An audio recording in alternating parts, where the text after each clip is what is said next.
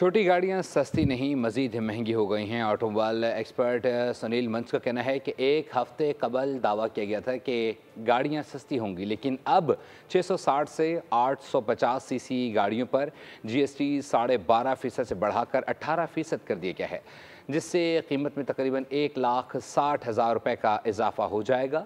सिर्फ छोटी गाड़ियाँ ही नहीं बल्कि मोटरसाइकिल पर भी टैक्स लगा दिया गया है। 660 सीसी से 850 सीसी गाड़ियां थी, उनके ऊपर जीएसटी 12.5% था।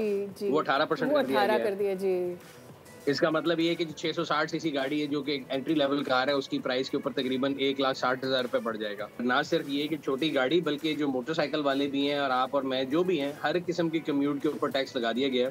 उसको पेट्रोलियम लेवी के नाम पे आपको दिया जाए या कार्बन लेवी के नाम पे दिया जाए। तो सबसे पहली न्यूज़ तो ये है कि 2.5 रुपए जो है फी लीटर, मैं आप मोटरसाइकिल चलाने वाला, जहाज चलाने वाला हर बंदा रिगार्डलेस विद एबिलिटी टू पे, उसके ऊपर लग गया 2.5 रुपए फी लीटर, जिसको उन्होंने कहा ये कार्बन टैक्स है।